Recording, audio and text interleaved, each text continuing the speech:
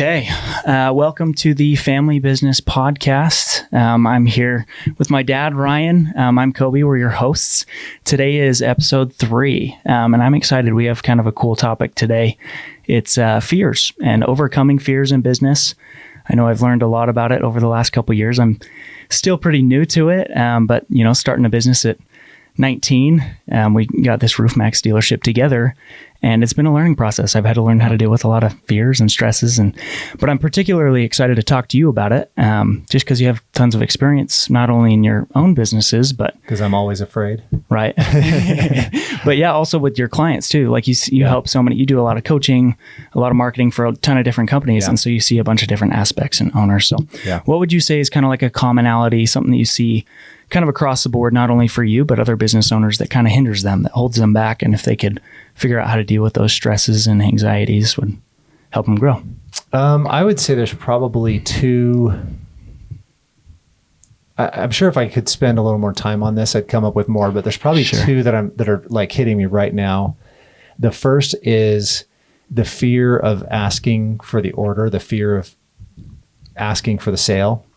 Closing the sale, whatever you want to call it, but there's a major fear with that question. One of the best trainings I received was when I sold Cutco, because we were trained, just follow the manual. And so they gave us this manual, and I memorized the thing. Yeah. And you'd get to a certain point, you do this build up, you do all this value building, you talk about the knives and how great they are and the warranty and all this stuff. And you get to this certain point and you'd say, now I wouldn't be doing my job if I didn't ask you this question, but would you like to buy Cutco today? Or would you like to invest, I think is invest in Cutco today. And we always would preface that with an offer. And so in my sales training, when I talk to people, I always say the 4 Ps: price, plan, package, and maybe it's 3 Ps. I think the 4th P is like follow up, but I'm trying to remember what word I used. I always had 4 Ps, but like dropping down and asking for the order again, not just taking the first no, not necessarily in a pushy salesperson point of view, but like sometimes people are still processing and you've got to give them that time. And so asking again is often really important, or asking in a different way, or giving them a different offer, or sweetening the deal a little bit, something like that to give it. So for sure. But most people know their price, right? They know the plan. The plan is, okay, if you pay that price, you get this for that price. Yep. And that's, price, plan, package, is, what comes with it. Plan is how you pay for it. And then you just have to ask. Yeah. Close the deal. Ask, say, hey, would you like to buy? Would that work out? Which payment would work better for you? Something like that. Would that make sense? Yeah. But for some reason, especially people who don't have that sales training and background, they freak out about that. Asking. Like physically ill. Yeah. I can't ask them to buy, or they'll ask something like, what do you think? And the worst part when you ask, what do you think, is they're like, man, you're a really good salesman. This isn't for me, but you're a really good salesman. I hate that. That's you're like, the worst. I suck. So never ask that question. What do you think? Because they're going to tell you what they think about how you did, not. Yeah. So much better to say something along the lines of, can we get you started today? Is this something you could see yourself investing in if you're not quite closing all the way? Is this where, is this where can we get you started? Can we get you going? Can I get your first thing sent out to you? Whatever. Like every business is so different. You got to come up with a good question, and then you have to force yourself to do it. And once you do, it no longer scares you. Right. And I think you and I had this conversation when you went out to sell. For sure. Yeah, I was going to say, like, I dealt with this a ton in door to door. It was something that you see, on day one, you go in and they're like, this is the most important thing. You have to ask for the sale. At the end, you have to say, okay, can we get you started today? Or I have this day and this day. When can we fit you in? Or I have this, you give them options rather than like, what do you think? Or, an open-ended question like that isn't going to do anything. You have to ask for the money. You have to ask for them to sign up, So I remember that. And then we had something similar to the 4 Ps, but I think we called it acing. We just like acknowledge the issue. I can't remember what the other ones were. So acing is overcoming objections. Yeah. acknowledge. There's some, you acknowledge what's going on, and then you compromise. So you like bring the price down a little bit. You give them a discount or another offer, like you were saying, and then what's the E? It's probably like execute or something. But basically, just ask again. Right. You know, you have to come back. You can't just ask one time because that doesn't work. And I've noticed like there have been times where I realized that I didn't ask the question at the end when I didn't close the deal, and I'm like, why didn't that work out? And I'm like, oh, I didn't really ask the question right, or they kind of took a hold of the conversation and took it a different way.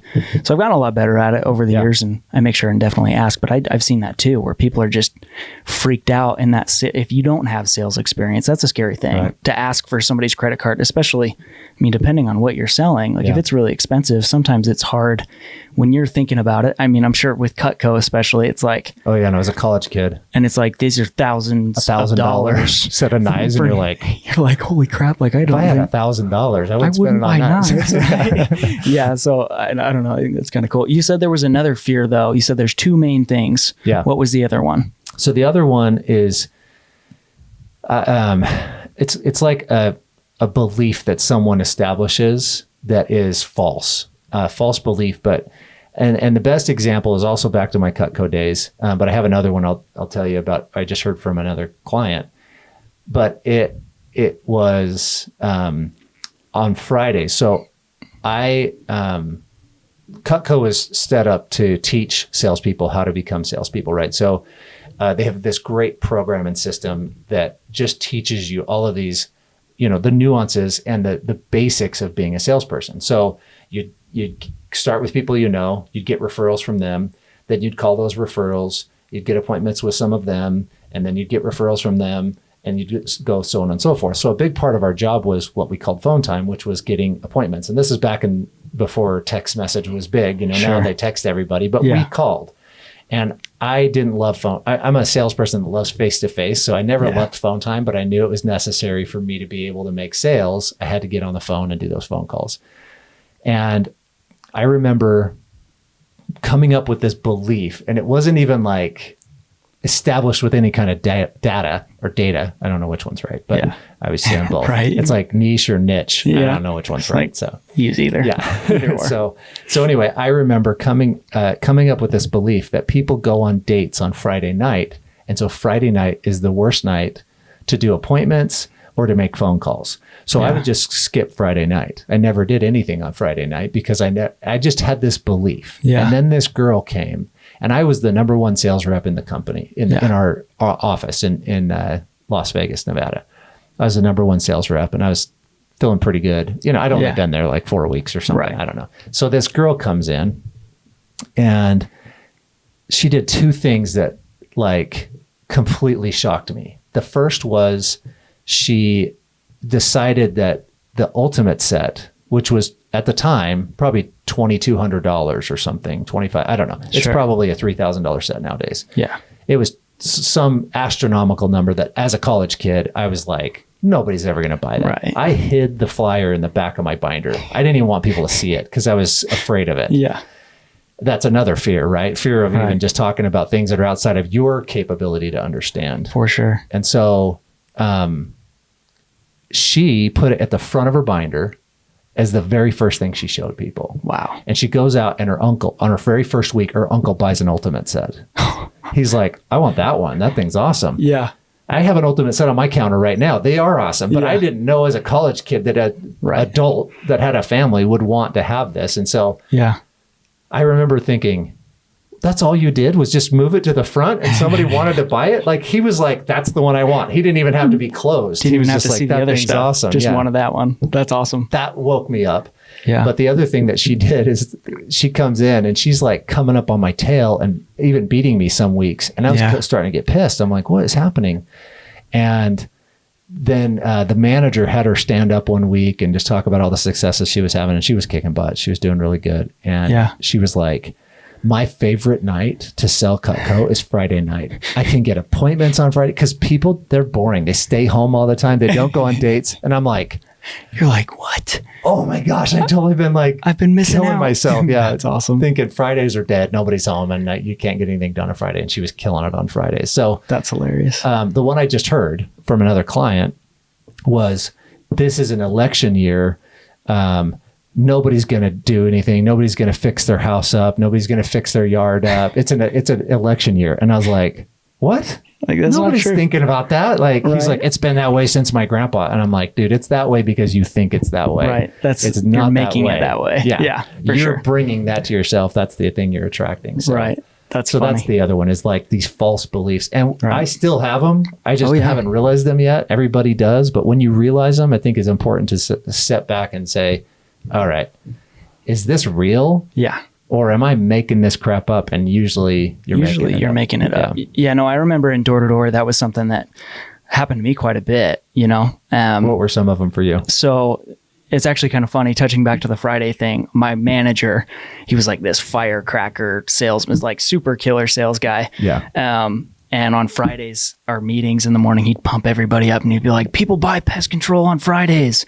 Go out there and kill it. And like, we'd all have like super big days on Fridays just because he put Fridays. that in he loved Fridays. And so that was kind of funny. But one of the things that I would run into all the time is obviously in sales, like your personality kind of caters to certain types of people, and then certain types of people are going to be shut off, right? But I would get this thing in my head where I'd get into the super big, nice neighborhoods, and I'd be like, these people don't want to listen to me. They don't want to like throw me in like a middle to low income neighborhood, and I'm going to sell off the wall. Like, I remember some of my biggest days were in like really kind of crummy looking neighborhoods where you wouldn't think, but then I'd sell like 9 or 10 accounts that day and just absolutely kill it. So I had this thing in my head where I'd get into a big neighborhood and I'd get all nervous and locked up, and I'd ask.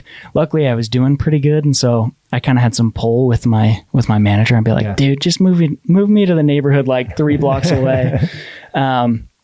But then I'd go out and I'd have really big days in those. Once I realized that, where I was like, it doesn't matter. They're just people too. Right. And I, for whatever reason, thought, oh, they already have pest control. If they live in a big, nice house, they probably already pay for it. But I had multiple people that, I think some of them were, in sales or entrepreneurs or business owners. And so they saw me, going out and grinding all day in Florida, and they'd sit and listen to me. And if they liked, they would be sold on me more than the actual pest control. They don't care about the bug spray. They're going to get it either way. Right.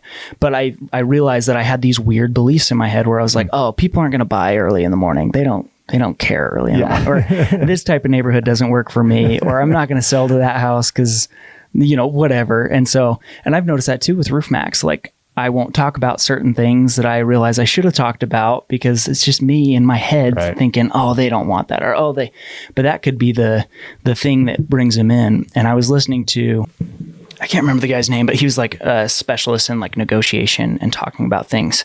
And he referenced a book that we love. It's Chris Voss's book, Never Split the Difference. Oh yeah. And he was talking about Chris Voss. He had some different term for it, but Chris calls it the black swan. You find that very unique thing. You figured it out. Yeah. Nice. I got that little buzz. Got the buzz to go away. The volume was up on the line we weren't using. I see. That sounds way better. But yeah, so he was talking about that one thing. And it's like, I feel like a lot of times you go into sales, especially like a presentation. Like when I go out and do estimates, I have a full, presentation that I show them just so they get an idea of what everything is. But rather than doing that first, you need to get to know the person. Yeah. Because he was talking about like, especially, obviously it's different in every single industry, but you got to figure out what that, if they're an engineer, they're going to want to know about quality of, how long things are going to last, the quality of the product that you're using, or, whatever it may be. And then opposed to like an old grandma, like she just might want it to look cute, like it doesn't matter the quality totally or anything. Motivators. They're completely different motivators. So he calls it the black swan. It's finding that motivation, finding that thing. And if you haven't read Never Split the Difference, it's a freaking phenomenal book. I've read it. Well, listened to it. I listen to everything. Yeah. I love Audible because I can work while I'm listening. But and drive and all that. Great listen though. That one's awesome. Super good for sales, and it's definitely shaped a lot of the ways that I handle sales. And it's interesting because he wasn't a salesman; he was a negotiator. No, for the FBI, hostage negotiator, and he had crazy approaches, and they work well in sales too. For sure, yeah. I think it's interesting when you talk, because you and I spent so much time as salespeople where we're out face to face with people. There's a lot of people who come into business and they've never had that kind of experience, you know? they may be good at accounting. And so now, or bookkeeping, and they go into business as a bookkeeper, and now they have to sell. Right. Like, that's not in their personality, in their mindset.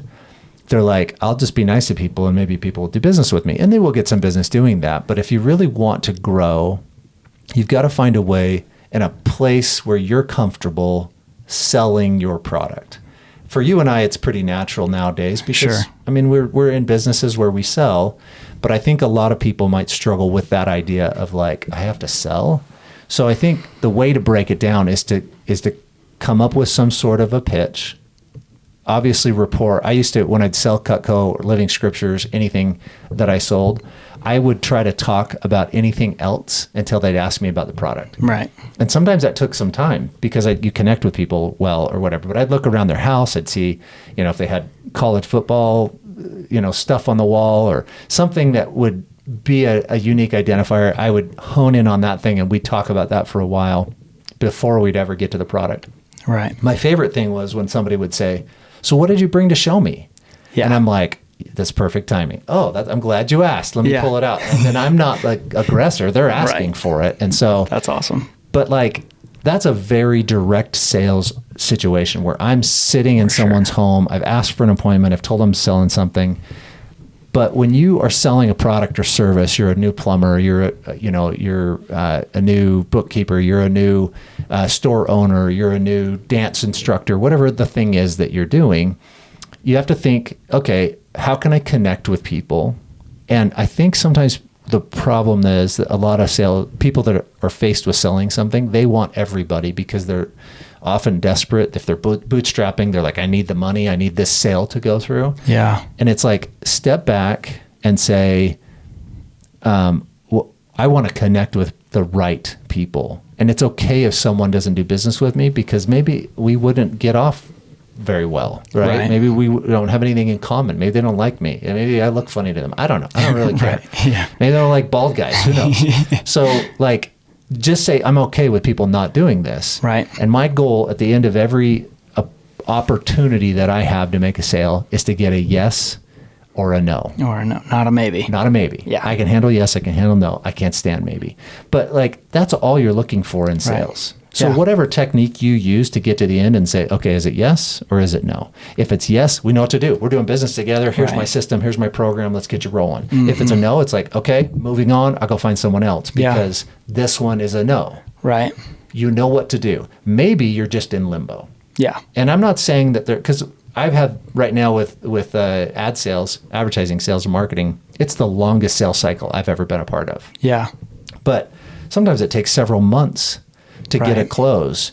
That's okay as long as you understand your sales cycle. But if you have a short sales cycle, like if you're a plumber and you show up and they're like, I got a clogged drain, and you get to the end, you're like, all right, here's what I charge for a clogged drain. Here's the situation. Here's what I got to do. This is this much. Do you want me to get started on that? I can get it done in the next 30 minutes. Right.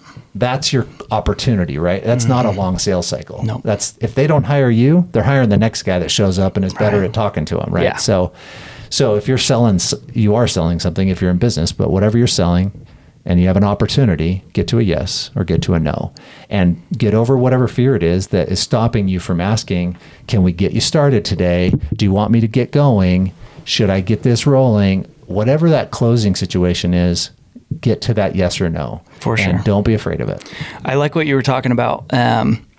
With being like okay with not getting a job or somebody not being in the right situation for you, because I feel like coming from door to door is so pushy and it's so like, and I'm not naturally that way, so I had to like learn how to do it, and it was super uncomfortable for me. Mm-hmm. Because it's such a instant, like the plumber situation. You just like you knock on their door and in 15 minutes they're signed up for pest control or they're not. About it. Is not a no. That's if somebody said, world. "Oh yeah, do you have a card? Like I'll call you later." I'm like, "Yeah, nope. You'll never see you again." Not in that business. No, there are some businesses people will call later. But and it's been completely different for RoofMax, right? Because it's not an instant sale. Correct. It's not. I have jobs where I can show up and they'll do it on the spot. Day, right? But for the most part, like. It's a bigger purchase. Right. It's, they have to talk about things. And so it's a bid. You're writing things up and getting it back to them. That's a slower sales process. And they have to think about it.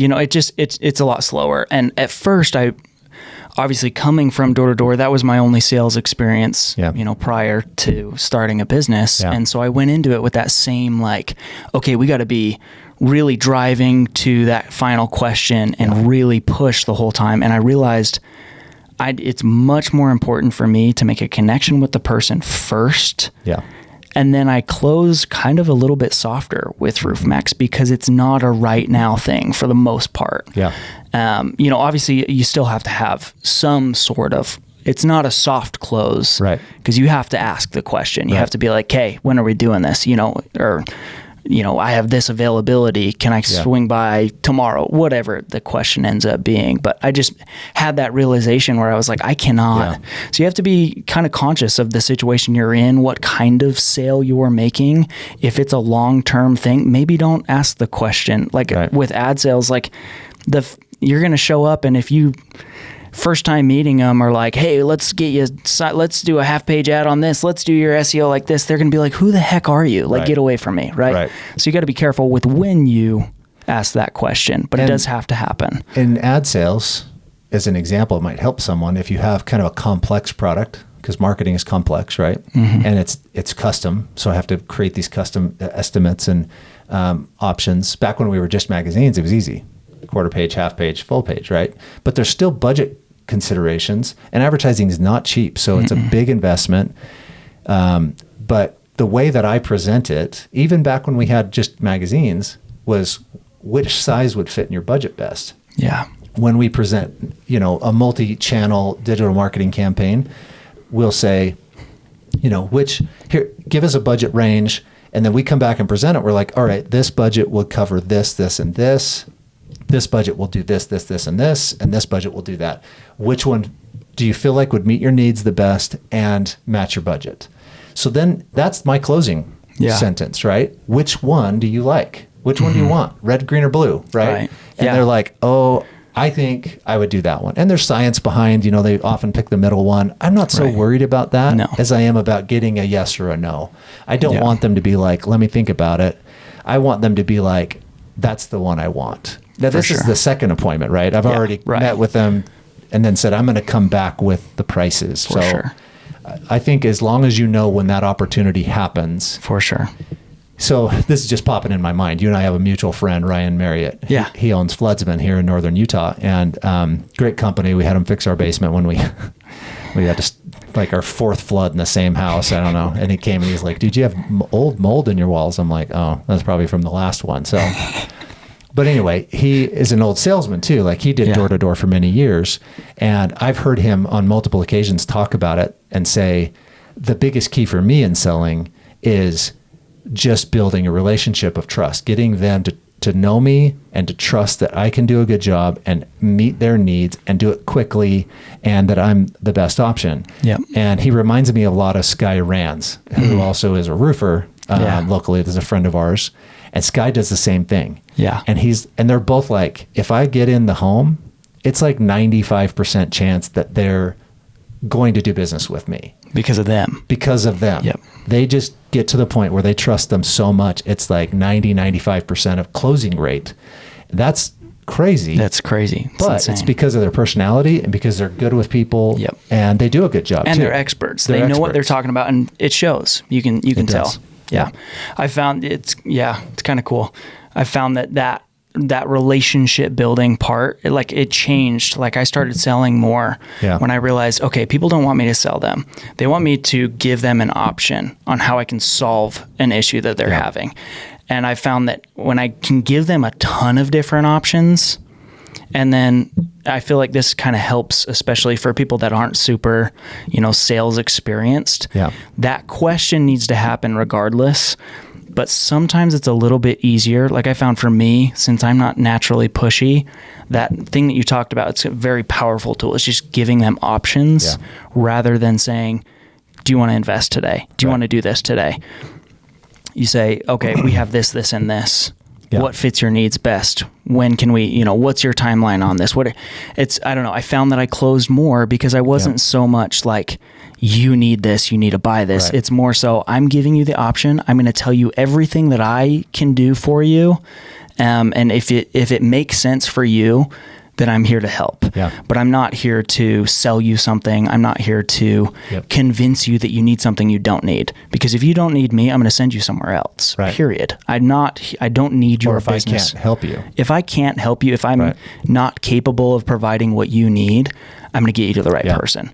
And I found that a lot of people not only like trust me more and then buy more, but they also just like talk me up so good to whoever I send them to, and then all their friends, they're like, oh, he's awesome. Like I had one today in BNI, Bowen, the roofer in our BNI group. I throw a bunch. Authority Roofing. He's awesome.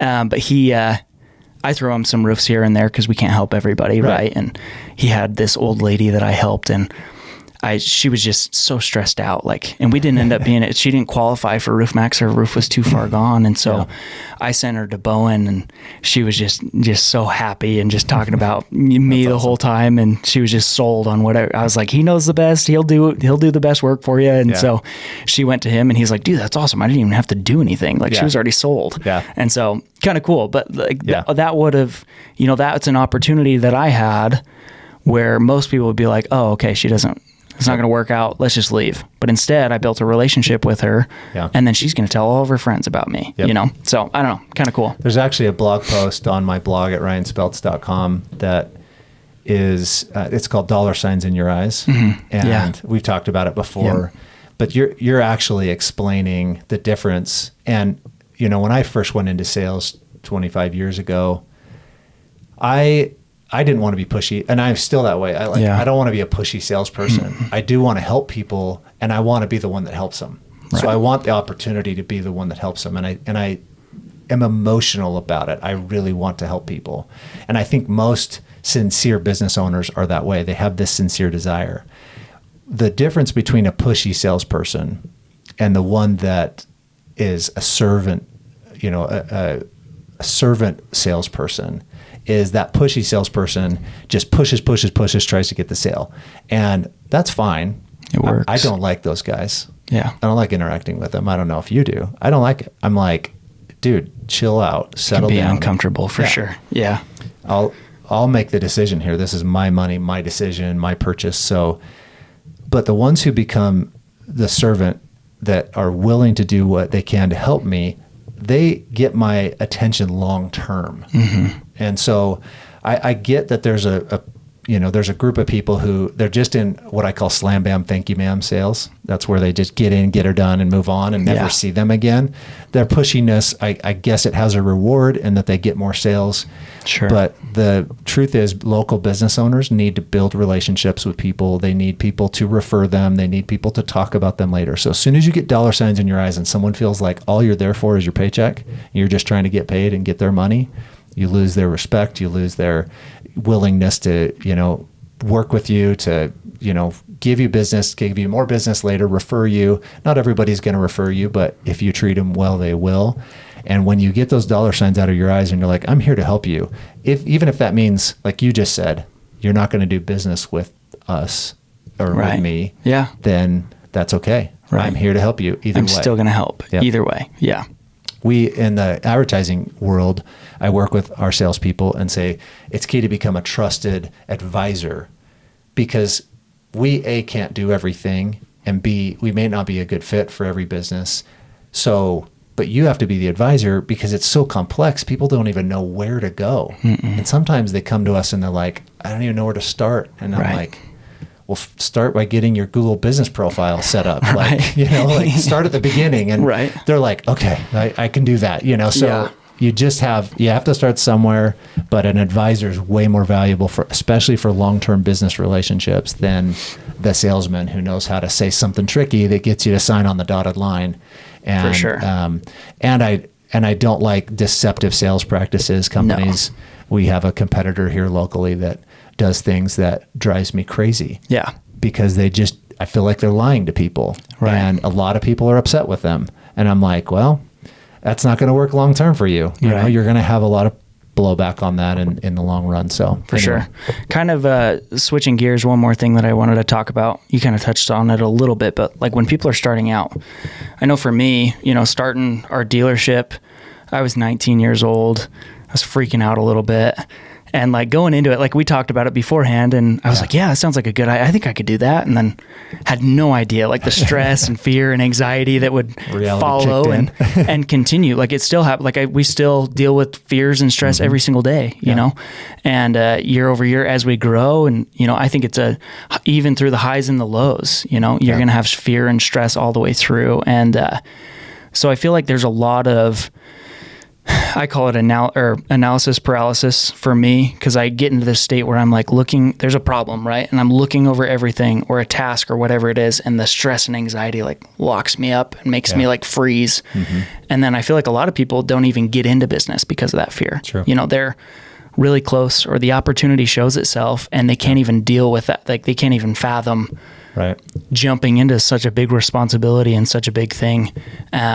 So I don't know, what are some of the ways that you've kind of found to cope with that, analysis paralysis, where you're just freaked out because it's daunting a lot of times. It's a lot bigger than you in most situations. So I remember getting to a point, and I think you outgrow doing door-to-door sales. I'm sure I know there's people who can do it their whole life. It's not an easy thing to go face that possibility of rejection. So I remember getting to that point where I was like, oh, I don't want to do this anymore. Like I was so frustrated, but it was my job. Right. Yeah. And I really enjoyed the product. So I was like, I want to do this. And so door to door was part of that job. So I was like, okay, I got to do it. So then I had to work on a plan or a system for how to make it happen. So the two things that happened for me was, one, I scheduled out when I was going to go sell, because it wasn't a daily thing. When you're out for a summer and it's every day, you just get into a mode and you got to go, right? But because I had other responsibilities, because I was the director of sales, I had to just schedule it. And then the other thing that I would do is I would talk to myself. And so I would go through this little process of, what if there's someone out there right now who's dealing with the problem that I solve? I don't need to get into specifics because it's different for every business, but there's someone dealing with it and I could be their answer to a problem. That would help me a lot. And then the other thing I would think about is the coolest experiences that I had as a door-to-door salesman, meeting just awesome people. And so I'd go into it and I'd say, man, what if I met another Johnny or whoever it is, right? Yeah. And became good friends with them. I still have friends locally here that I've sold things to, that I see them at different events or different things. And it's just I'm excited to see them. They're excited to see me, because we became, friends. We're not hang out on the weekend friends. Sure. But we're friends that have done business together, and they're close. They're people who I feel like I could call and say, I've got a challenge. Could you help? And they will come to me. They would help. So those two things are little mental tricks that I do. But I think one of the biggest challenges that brand new businesses face, and I did when we started Connection, I remember I had my very first appointment that seemed like they were going to buy, and I wrote up the contract, and it was like $18,000. It was advertising for a year. It just felt gigantic. It was so intimidating. And I took it into him, and I was physically shaking. Mm-hmm. And I was just like, oh my gosh, I can't believe I'm putting $18,000 in front of this person. Yeah. I didn't even realize that company spent like probably 25, 30 grand a month on marketing. And so you came in low. Yeah. I mean, compared a month. That's and I was coming in with a 1-year contract for $18,000. That's crazy. It's just a little piece, right? For them, that's nothing. So I come in and I present it, and they're like, I think it's great. Let's do it. They sign the agreement, and I walk out of there, and I was like, holy crap. Oh, I got my first. It was my very first sale. And once that happened, I put that fear behind me and I moved past it. Right. And I quit worrying about it. And I would just present and say, these are the facts. Like, this is what it costs. And so do you want to do business with me or not? I feel like it's all about that first push where you push through that, because there's that mental block in your brain. And I remember that on my first day selling door to door. Yeah. And my first time selling roof mats, I was like, holy cow, this is a lot more expensive than pest control. You know, it's daunting, it's scary. Right. But it's just pushing past that first wall. Yep. And I feel like sometimes it's hard. Like you talked about, like thinking about good experiences you've had, thinking about the customers. And I remember I listened to a podcast, I listen to a lot of podcasts, but another one recently where this guy was talking about how he deals with, or how he used to deal with that like mental barrier of just going out and doing the first door. Because the first door is always the hardest, right? Yep. It's that first and I've had that too, where I'm like shaking a little bit, where I go up and knock on the door and I'm like just freaking out a little bit. Yeah. And then it comes, sweet old lady comes out and you just have a good conversation with them, right? But that first time, it's all about just pushing through that. And then you realize that those false fears you've created in your head aren't real, that people don't care about that stuff. Right. It's just something that you have because whatever, your brain created it, right? But pushing through that, he used to, so that podcast, the guy would make tons of phone calls every day, kind of similar to you. Yeah.